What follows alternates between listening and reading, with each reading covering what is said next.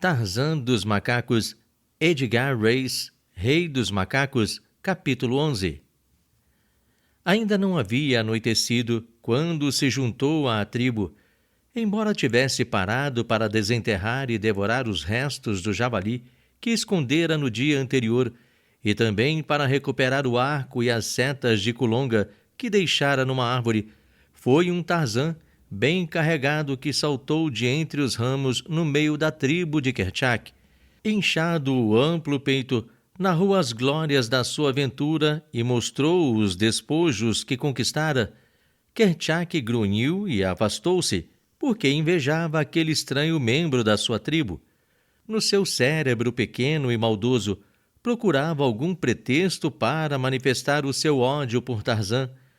No dia seguinte, Tarzan começou a praticar com o arco e as setas logo às primeiras luzes do dia. Ao princípio perdeu quase todas as setas que disparou, mas depois começou a saber dirigi-las e acertar com frequência. Um mês depois já atirava bastante bem, mas os seus treinos haviam lhe custado quase toda a provisão de setas. A tribo continuava a encontrar comida abundante nas vizinhanças da praia, e assim, Tarzan dos Macacos alternava os seus treinos de arqueiro com novas investigações nos objetos escolhidos, mas pouco numerosos, que existiam na barraca. Foi durante este período que ele encontrou, escondida no fundo de um dos armários, a pequena caixa metálica. A chave estava na fechadura, e ao cabo de algumas experiências e tentativas, Tarzan conseguiu abrir a caixa. Aí encontrou a velha fotografia de um homem novo, de cara lisa, um medalhão de ouro cravejado de diamantes e preso a uma corrente também de ouro, algumas cartas e um pequeno livro. Tarzan examinou tudo minuciosamente, gostou sobretudo da fotografia, porque os olhos eram risonhos e a face aberta e franca era a fotografia de seu pai. Também gostou do medalhão e colocou a corrente em volta do pescoço, imitando os adornos que vira serem tão comuns entre os negros que visitara. Os diamantes brilhavam estranhamente sobre a sua pele lisa e morena. Mal pôde decifrar as cartas, porque pouco conhecia da letra manuscrita, de maneira que voltou a metê-las na caixa com a fotografia e concentrou a sua atenção no pequeno livro. Este estava quase completamente cheio, numa escrita cerrada, mas embora reconhecesse muitos dos pequenos sinais, as combinações em que lhe surgiam eram estranhas e incompreensíveis. Tarzan tinha, havido já há bastante tempo, aprendido a utilizar o dicionário, mas verificou com pena e perplexidade que o dicionário não o podia ajudar naquela emergência. Não conseguiu encontrar uma só palavra das que estavam escritas no livro, e assim voltou a metê-lo na caixa de metal, com a ideia de sondar mais tarde aquele novo mistério. Não sabia que aquele livro continha, nas suas páginas, o segredo do seu nascimento, a resposta ao estranho enigma da sua vida estranha. Era o diário de John Clayton, Lord Greystock, escrito em francês como era de costume dele. Tarzan repôs a caixa no armário, mas daí por diante recordou muitas vezes a fotografia que vira. Era como se aguardasse no seu coração, tal como mantinha no cérebro, a ideia de decifrar os mistérios do livro. Mas naquele momento tinha coisas mais importantes e urgentes a tratar, porque esgotara a sua reserva de setas e precisava visitar outra vez a aldeia dos negros para renová-la. Partiu muito cedo, na manhã seguinte, e viajando com grande rapidez, chegou ao seu destino antes do meio-dia. Mais uma vez tomou posição na grande árvore e, como anteriormente, viu as mulheres nos campos e a caldeira com o veneno diretamente abaixo dele.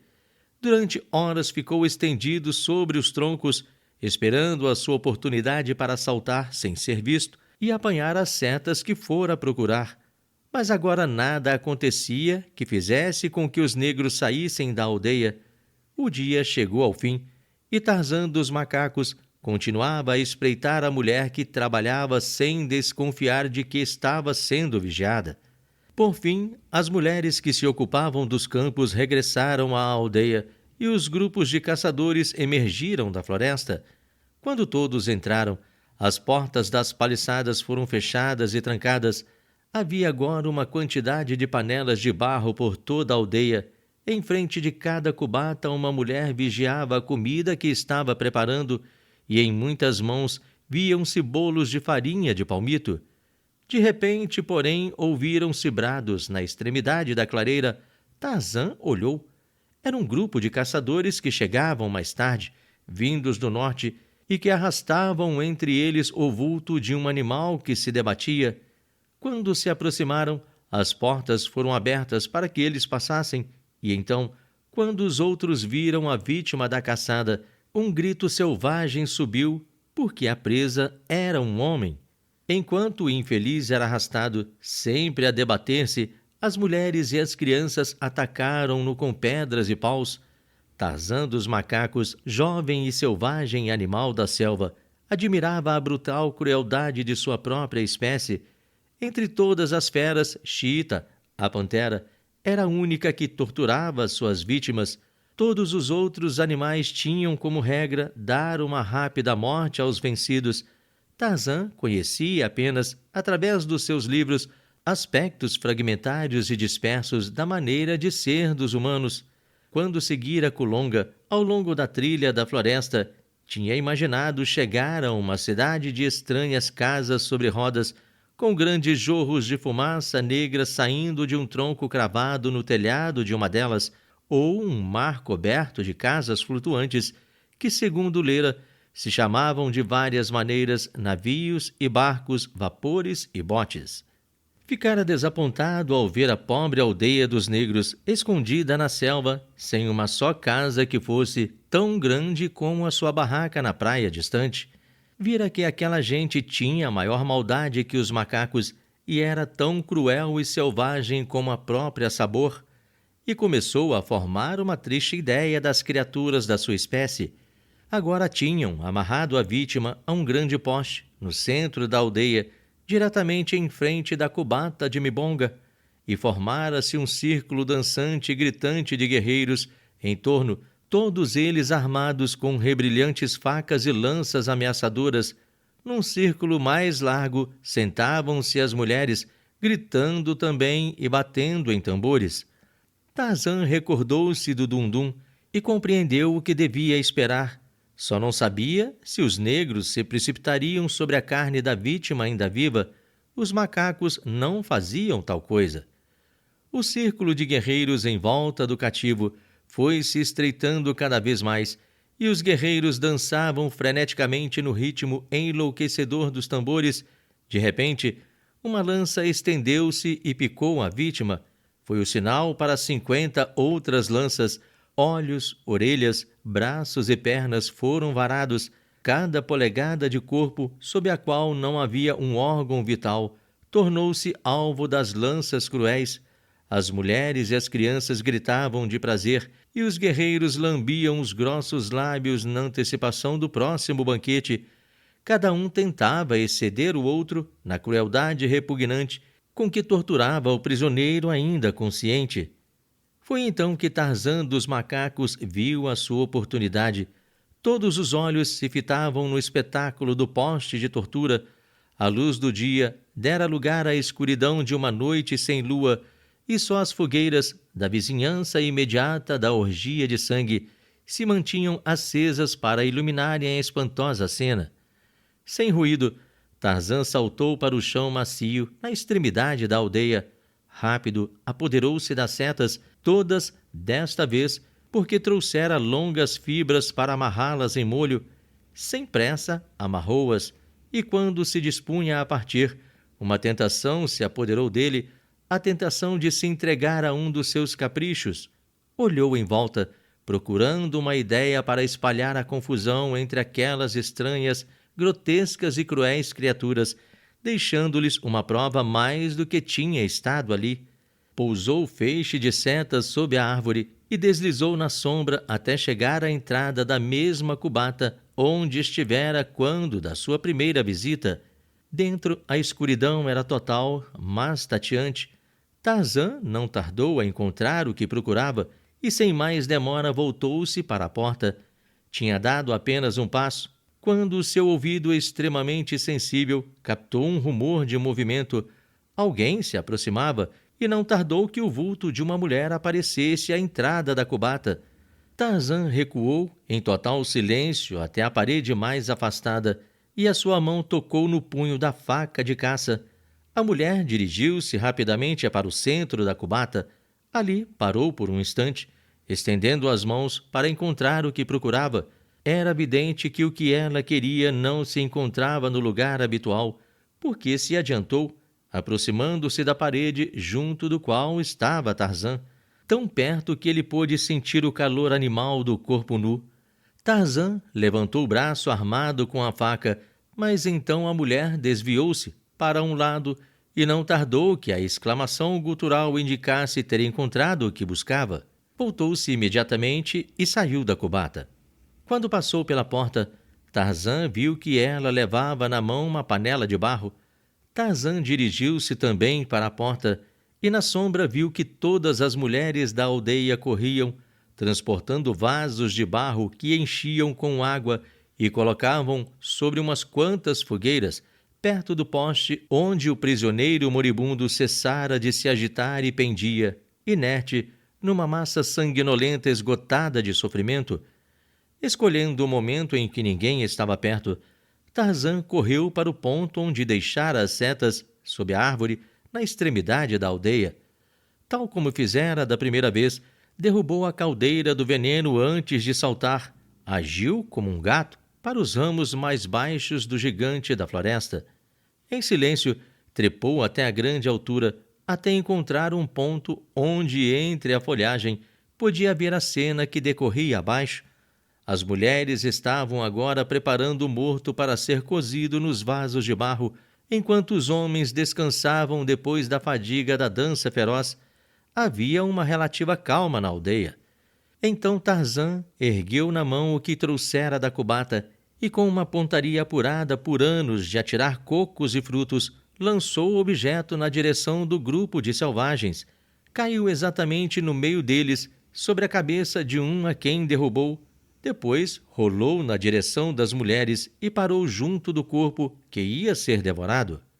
Todos olharam espantados por um instante, mas logo, com um só impulso, correram para refugiar-se nas suas cubatas.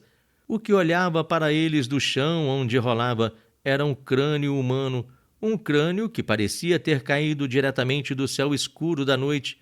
Um espantoso milagre, bem próprio para incitar o supersticioso terror dos negros. Assim, Tarzan dos macacos os deixava novamente apavorados com aquela nova manifestação da presença de um poder diabólico e invisível que pairava na floresta em volta da aldeia. Mais tarde, quando os negros descobriram a caldeira derrubada e o desaparecimento das setas, começaram a cogitar que haviam ofendido algum poderoso espírito ao instalarem a aldeia naquele ponto da selva, sem que primeiro o propiciassem com dádivas. A partir dessa noite, uma oferta de comida era colocada diariamente junto da grande árvore, no ponto onde as setas tinham desaparecido, numa tentativa de conciliar o espírito irritado. Mas a semente do medo havia sido enterrada profundamente e, sem que o soubesse, Tarzan dos macacos tinha lançado os fundamentos de muitas futuras desgraças para ele próprio e para a sua tribo. Nessa noite, Tarzan dormiu na floresta, não longe da aldeia, e cedo, na manhã seguinte, partiu sem pressa, de regresso, caçando enquanto passava. Apenas alguns frutos e insetos recompensaram as suas buscas e estava meio esfomeado, quando, olhando para cima de um tronco caído, viu Sabor, a leoa, no meio da trilha, a menos de 20 passos de distância. Os grandes olhos amarelos da fera fitavam-no como um brilho maldoso e a língua vermelha lambeu o focinho alongado. Quando a leoa se agachou e se adiantou devagar, quase rastejando, com o ventre roçando o chão, Tarzan não tentou fugir. Agradou-lhe a oportunidade de que fato procurava havia dias. Agora estava armado com qualquer coisa mais eficaz do que uma corda. Rápido, empunhou o arco e colocou nele uma das setas. Quando Sabor soltou, a seta voou na direção dela, alcançando-a no ar. No mesmo instante, Tarzan saltou de lado, e quando a fera repousou no chão, além dele, outra seta untada de morte foi cravar-se profundamente num flanco. Com um furioso rugido, Sabor voltou-se e a atacou de novo, para ser atingida por uma terceira seta que lhe acertou num olho, mas desta vez estava demasiadamente perto de Tarzan para que ele pudesse esquivar o corpo. Tarzan caiu sobre o grande corpo peludo, mas empunhando a faca e ferindo. Por um instante ficaram imóveis, mas o homem compreendeu que o corpo inerte, pesando sobre ele, não voltaria a atacar ninguém. Com dificuldade conseguiu libertar-se do enorme peso, mas ao levantar-se, o olhar para o inimigo vencido pela sua destreza invadiu uma onda de alegria, enchendo de ar o vasto peito. Ao mesmo tempo que erguia a bela cabeça, Tarzan lançou o forte brado de desafio dos gorilas. A floresta repetiu, de eco em eco, o brado selvagem. As aves imobilizaram-se nos ramos e os animais maiores afastaram-se silenciosamente, porque poucos de entre eles, em toda a selva, se atreviam a enfrentar os grandes antropóides. Em Londres, outro Lord Greystock falava aos da sua espécie na câmara alta, mas ninguém tremia ao ouvir a sua voz branda e suave. A carne de Sabor não era agradável de comer, nem mesmo para Tarzan dos macacos, mas a fome torna macia a carne dura e disfarça o mau gosto que possa ter. Assim, com o estômago cheio, Tarzan estava pronto para voltar a dormir. Antes disso, porém, queria esfolar a fera, porque fora também por essa razão que tinha desejado destruir Sabor. Habilmente arrancou a grande pele, com uma prática que adquirira com animais menores. Quando acabou a tarefa, levou o seu troféu para os ramos de uma árvore alta e, instalando-se com segurança sobre 2 troncos bifurcados, mergulhou num sono profundo e sem sonhos. A falta de dormir, o exercício árduo e a barriga cheia fizeram com que Tarzan só acordasse perto do meio-dia no dia seguinte. Dirigiu-se imediatamente para a carcaça de Sabor. Enfureceu-se ao ver que os ossos haviam sido limpos de carne por outros esfomeados habitantes da selva. Meia hora de jornada sem pressa ao longo da floresta fê-lo encontrar um jovem gamo, e antes que a pequena criatura soubesse que um inimigo se aproximava, uma seta cravara-se no seu pescoço. Tão rápida foi a ação do veneno que, ao cabo de 2 ou 3 saltos, o gamo tombou morto. Mais uma vez, Tarzan se banqueteou, mas desta vez não dormiu. Em vez disso, apressou-se na direção do ponto onde ficara a tribo, e quando chegou, exibiu orgulhosamente a pele de Sabor, a leoa. "Olhem, macacos de Kerchak!" bradou ele. "Vejam o que fez Tarzan, o poderoso. Qual entre vós matou alguma vez um animal de uma família de Numa? Tarzan é o mais forte. Tarzan não é um macaco." Mas daqui teve de parar, porque na linguagem dos antropóides não existe palavra que signifique homem, e Tarzan apenas podia escrever a palavra em inglês, mas não sabia pronunciá-la. A tribo reunira-se em volta dele para ver a prova da sua magnífica proeza e para escutar as suas palavras. Apenas Kerchak não se havia aproximado, remoendo o seu ódio e a sua raiva. E então, de repente, alguma coisa estalou no pequeno cérebro do antropóide. Com um rugido terrível, lançou-se sobre os outros, mordendo, batendo com suas grandes mãos, matou e feriu meia dúzia de gorilas, até que os restantes escaparam para as árvores. Espumando e gritando de fúria, Kerchak olhou em volta, procurando o objeto do seu ódio, e viu, sentado num ramo próximo. "Desce daí, poderoso Tarzan!" rugiu Kerchak. "Desce e sente a força de um mais poderoso. Os grandes lutadores fogem para as árvores quando se aproxima o perigo." Tranquilamente, Tarzan saltou para o chão.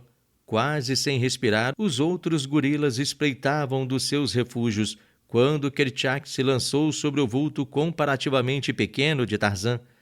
Kerchak, de pé, tinha uma altura de mais de 2 metros. Os enormes ombros pareciam redondos, cheios de poderosos músculos. O pescoço curto era também uma rija massa muscular que excedia a largura da base do seu crânio, de maneira que a cabeça parecia uma pequena bola emergindo de um monte de carne. Os grossos lábios crispados mostravam as grandes presas e os olhos pequenos, muito juntos, raiados de sangue, refletiam sua furiosa loucura. Diante dele estava Tarzan, também um animal fortemente musculoso, mas o seu 1,80 m de altura e os músculos alongados pareciam tristemente inadequados para a provação que ia ser submetido. O arco e as setas estavam a alguma distância, onde ele os deixara para mostrar aos companheiros a pele de sabor, de maneira que ia enfrentar Kerchak apenas com a sua faca de caça e a sua inteligência para opor à espantosa força do seu inimigo. Quando Kerchak se lançou sobre ele, Tarzan tirou da bainha a sua comprida faca e, lançando também o seu brado de combate, foi ao encontro do antagonista. Era demasiadamente astuto para se deixar agarrar pelos grandes braços peludos e, quando iam se chocar, Tarzan saltou de lado, agarrou um dos grandes punhos de Kerchak e, ao mesmo tempo em que esquivava do ataque, cravou a faca até ao punho no peito do inimigo sob o coração. Antes que Tarzan pudesse libertar a faca, o gorila saltou, estendendo os braços para agarrá-lo e fazê-lo largar a arma. Kerchak lançou um grande golpe com a mão, dirigindo-a à cabeça de Tarzan, e se estivesse acertado, de certo lhe teria esmagado. Mas Tarzan era muito rápido e, ao mesmo tempo em que esquivava o golpe, bateu com uma força também terrível no estômago de Kerchak. O gorila cambaleou e, com a ferida mortal que sofrera, esteve prestes a tombar. Mas num espantoso esforço pôde ainda agarrar Tarzan entre os braços. Apertando Tarzan contra o peito, Kerchak procurava-lhe a garganta com os grandes dentes, mas as fortes mãos do homem seguravam-lhe o pescoço, apertando e empurrando. Lutaram assim durante momentos e a grande força do gorila ia lentamente prevalecendo. Os dentes dele estavam a centímetros da garganta de Tarzan, quando, de repente, com um estremecimento convulsivo, o gigantesco animal caiu no chão, onde não tardou a imobilizar-se. Kerchak estava morto. Recuperando a faca que já tantas vezes lhe permitira vencer inimigos consideravelmente mais fortes do que ele, Tarzan dos macacos pousou um dos pés sobre o pescoço do seu inimigo vencido e, mais uma vez, o seu brado de desafio e de vitória ecoou pela floresta, e assim o jovem Lord Greystock se tornou rei dos macacos.